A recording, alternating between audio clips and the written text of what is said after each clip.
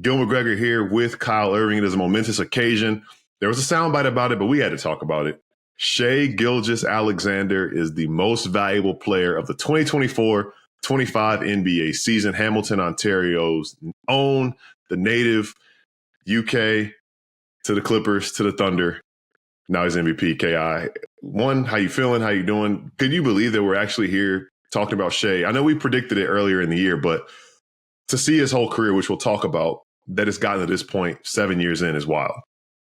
For some reason, when you were going through that intro, Charles Barkley just popped in my head. 3 letters, SGA, MVP. Chuck, that's 6 letters. Actually. But I mean, hey, like we were waiting for this for a little bit. It started to feel like the writing was on the wall, and the voting ended up showing us that the writing really was on the wall. It felt like this was going to be one of the closest MVP races in NBA history, the way that people were talking about it, especially the way that Jokic played down the stretch. Well, Shai and the Thunder were basically taking nights off because they had already wrapped up the number 1 seed. And the voting showed us that it really wasn't all that close. Shai had 71 of the 100 first place votes. And then the second place votes were just flip-flopped. Jokic had 71 second place votes to Shai's 29. So, it was really everybody's eggs were all in one basket. Shai or Jokic. A 2-man race, and rightfully so. Shai Gilgeous-Alexander, the MVP.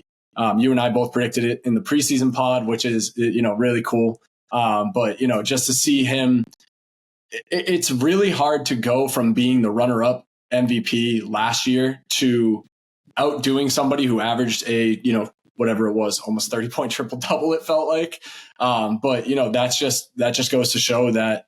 The way that Shai was able to carry himself this season with the lofty expectations that the Thunder had and meet and exceed those expectations on a team level and on a personal level. He won the scoring title. The list of players to win a scoring title and win MVP on the number 1 overall seed in the NBA was not very long. I looked at it the other day. It was like James Harden, Michael Jordan, Kareem Abdul-Jabbar, Wilt Chamberlain. I think I'm missing one name there. I think it was 6 names total, but it's not a very long list. So, Shai really putting himself in rare air with everything that he was able to accomplish this season. And, for him to go from runner-up last year to winning the award this year, second ever Canadian to accomplish that alongside Steve Nash, it starts putting him in that discussion of, is he the greatest Canadian of all time? You and I were talking about it yesterday. Is he the greatest Kentucky alum of all time? Puts him in that conversation with guys like Anthony Davis, guys like John Wall that come to mind right away. But, just hats off to SGA. Incredible season. It was so much fun to watch him play. It's so much fun to continue to watch him play. And, he's finally MVP.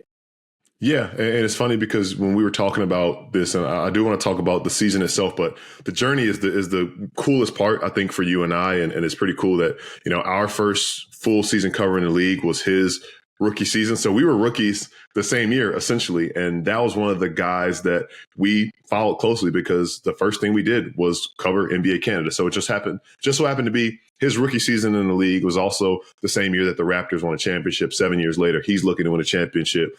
You mentioned it already. He led the league in scoring 32.7 points per game. Thunder, 68 wins, franchise record, had a league record average margin of victory this season.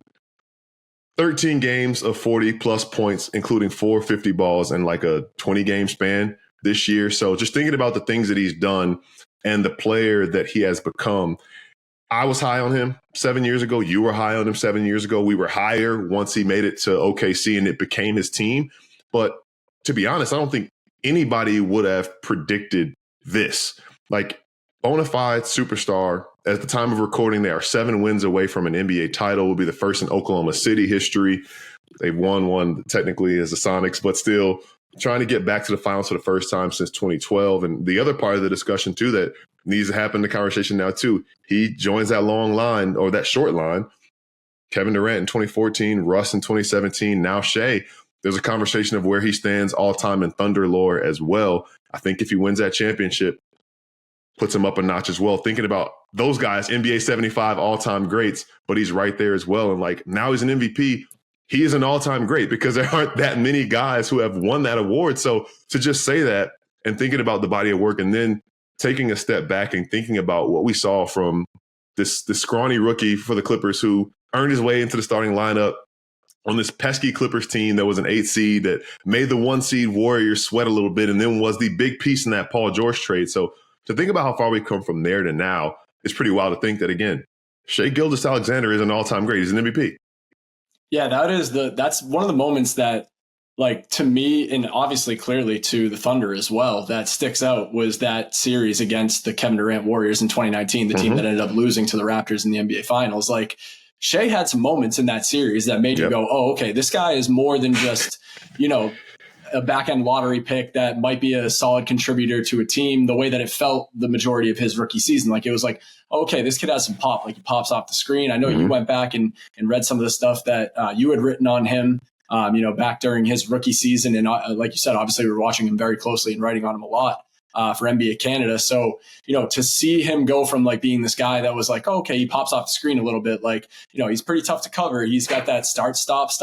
Like, I don't like, you know what I mean? Like, you started to see him, but he was still so scrawny. Like, he was so thin, and like, you'd see him get kind of like moved around a little bit. But then like in that playoff series, like, I want to say he had like 2 20-point games or something like that. Like, he was playing really well. And clearly the Thunder saw something in like being willing to trade Paul George and get everything that they did in return. But obviously Shai being the centerpiece of that. And at that time, not a lot of people even knew who this guy was. And, I want to say it was, I think it was Royce Young is his name on Twitter, who works for the Thunder. But he brought back some quotes from Sam Presti in that press conference. Did you see that as well? Yeah. Brought some quotes back from Sam Presti in that press conference after they made that Paul George trade. And Presti, this isn't a direct quote, but basically he was saying like, they don't really know what his ceiling is either, but they've seen enough that they're willing to hand over the keys of the franchise to him and let him be the engine of their offense. And obviously the Thunder were in a pretty bad spot at that point. I mean, the lineups, when you go back and look at them, they were pretty hilarious. And then they started to get more serious as they brought in Chris Paul, and they had Dennis Schroeder in that 3-guard offense and everything like that. And they took the Rockets with Westbrook and Harden to 7 games in the first round in the bubble. And that's when you really started to realize, like, okay, like, again, it was kind of a slow progression of Shai is going from being this guy that could be a solid role player, secondary scorer on an NBA team, to, okay, he could actually probably run an offense and be the focal point, to like that season you started to go, okay, like once Chris Paul is eventually gone, because you knew that, that was just going to be a pit stop for him. Right. Like, Shai is ready to take over this offense. And now to see what he is in today's day and age, and I know we're going to get to like this season specifically, but like, man, I mean, he is one of the most unguardable players in the league.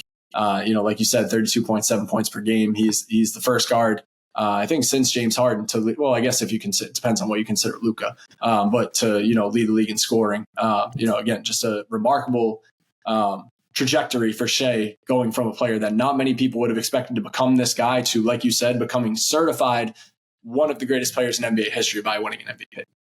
Yeah, and the other part of the numbers too, 32.7 points per game, 5 boards, 6.5 assists per game. And the list of players who have done that in a season, those numbers, also 50% from the field. Him, Michael Jordan, Luka Doncic, and James Harden. That's it. So like when you think about, what he's done this year and those numbers that he's achieved, that's MVP stuff. Again, you mentioned the 68 wins, but I like the fact that you kind of talked about the Thunder part, right? Because that Clippers thing will really kind of look back as a blip. Like nobody even really thinks about that anymore. They had the different uniforms, and like it was a weird era of Clippers basketball. And it's like I saw a picture of him and Marcin Gortat giving each other a 5 on the court. I was like, he was teammates with Marcin Gortat.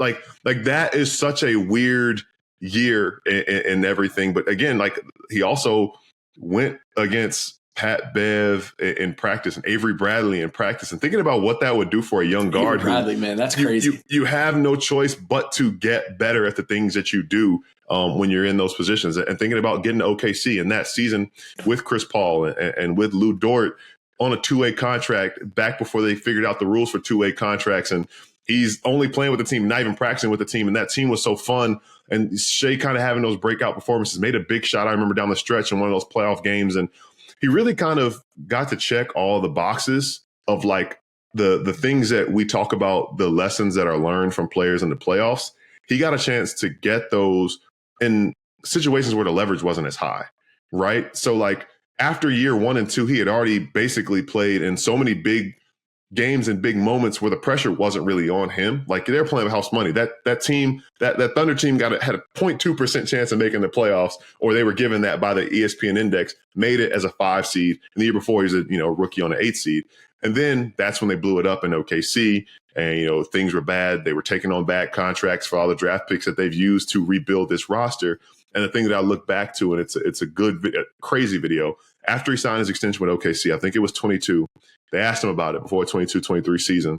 He goes, I know what I signed up for. I don't plan on losing that much longer. Now, the year before, they were 24-58 when he said that. The year before that, they were 22-50 in that shortened season. So here he is coming off of 2 years in a row where his team goes 46 and 108. And he goes, we're not going to lose that much more. And then they go from 40 wins to 57 wins to 68 wins. So the biggest thing, I think the coolest thing about him being the center of everything and being their franchise player is the winning and just the success that's come with it and how they gave him the keys. And again, like Sam Presti said, I don't think that they could have predicted him being this good, but they knew that they had something there. And that's another superlative thing we can kind of get through. We can talk about where he stands in the pantheon of all-time candidate greats, but I'll start with this one. And I asked this question to some people at work yesterday. This is like maybe the fourth or fifth. It's definitely a top 5 unlikely MVP journey. Jokic is obviously far and away number 1. Then you go Giannis. Steph is there, but I think that if you told me like on draft night that Steph would be an MVP at some point, I'd say, there's a path. I see it. Like he could do what he did at Davidson, maybe in the NBA. Maybe he just has something special about him.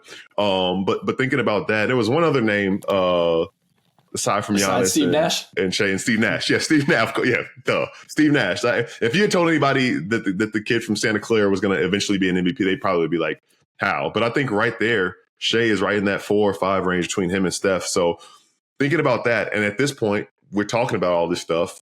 He's 26 years old. He'll be 27 next season. There's really no telling, where he still could be ascending into becoming what he really is going to be.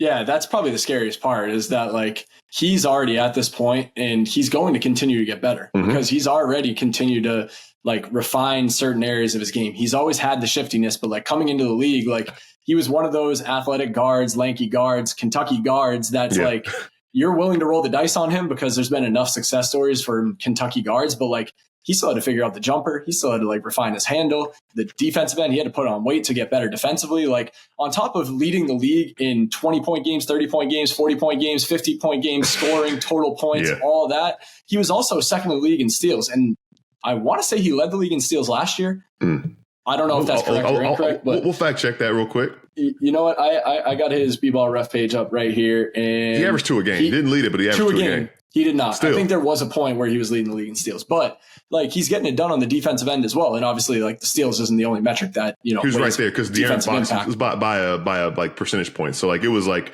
De'Aaron was 2.0 last year too, so it probably was by a decimal point. So he was up there. He was there. But yeah, so like this is a guy who had clear.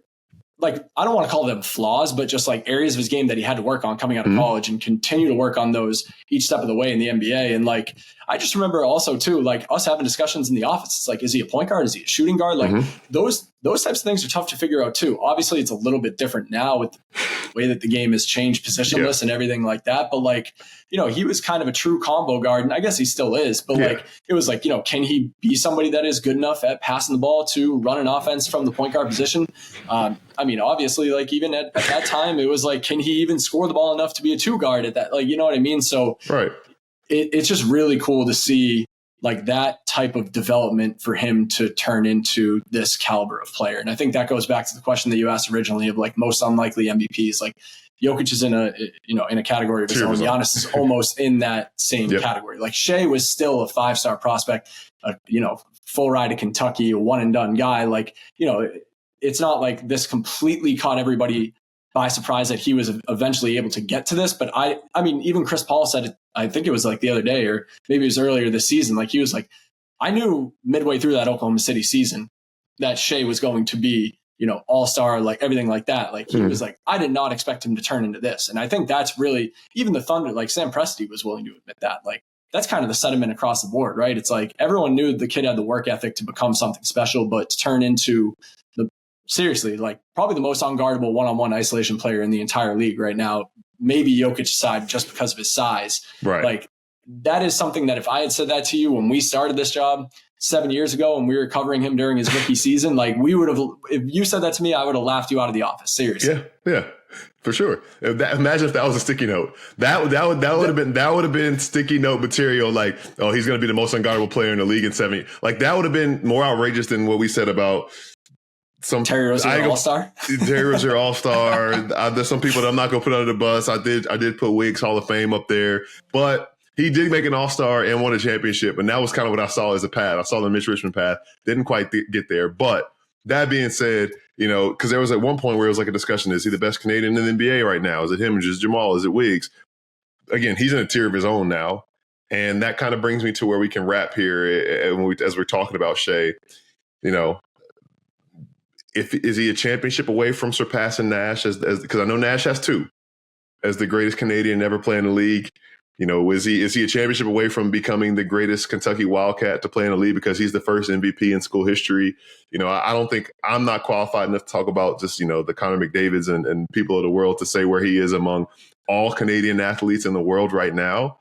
But there's so many things that this MVP gives you a seat at the table to do and to be now, as far as, again, being an all-time great. He's on this 3-time All-Star, about to get that first team All-NBA selection. All this stuff is happening. And again, he is probably entering the prime of his career.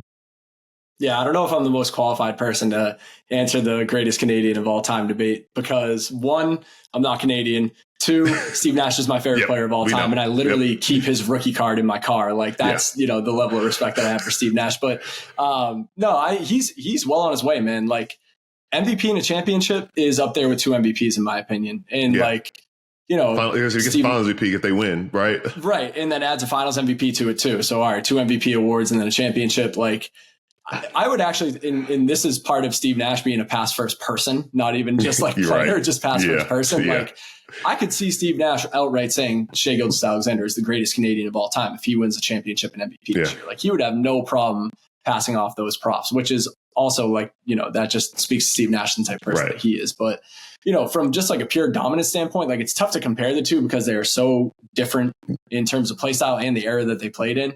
Like assist leader, scoring leader. Right. And like Steve Nash is winning MVPs averaging like 16 points per game. You know what I mean? Where like if he played in today's day and age, he's probably averaging 28 because he's taken 10 more threes a game than he would have in the time that he was playing. So it's almost impossible to compare the two. But, as far as like all-time great Kentucky players go, like I said it to you yesterday, like Anthony Davis still has that championship right now. I would probably, unless there's somebody that I'm forgetting, I would probably have him at the top of my list in this moment. But if Shai wins a championship this year, how could he not be? You know what I mean? Like he's got the MVP and then add a championship and a Finals MVP to go with it. So no matter where you place him in the conversation, all-time great Canadian, all-time great Kentucky, which, the only reason the Kentucky stuff is prominent is because of how many guys they've been able to put to the league, especially in our lifetime. So that feels like a prominent discussion, but he's either one or two in either of those discussions. And he still has so much of his story that has to be written. And that's probably the coolest part. Yeah, absolutely. I think I just keep coming back to the fact that, dude is turned 27 this summer. And, by the way, in winning MVP, eligible for a 5-year, $380 million deal next summer. So the highest paid thing he's definitely going to have set up. I don't know where Freddie Freeman ranks. I know we talked about that before with him being an American and Canadian, but we'll count half of that salary regardless of what's going on.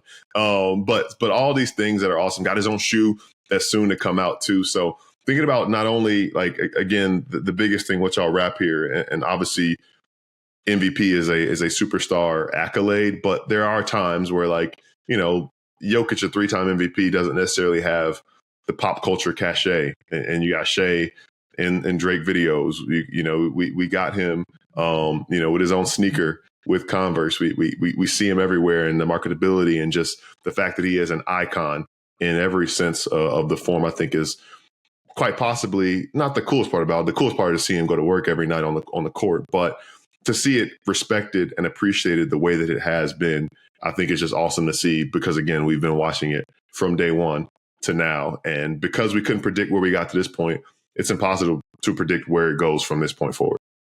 Listen, man, like there was a point in the league where people didn't even know how to pronounce this guy's name. And like, he was just the person who had the longest name in NBA history on the back of his jersey or whatever it was. Like now, you know, like you said, Shai's everywhere. He's got his own logo. He's, you know, the like global ambassador for Converse. He's Drake music videos, all this, like league fits, icon. And Yep. Anytime that Slam does any of those interviews and asks any player from any age, any generation, anything, like best dresser in the league, Shai Gilgeous-Alexander, like it's become part of him.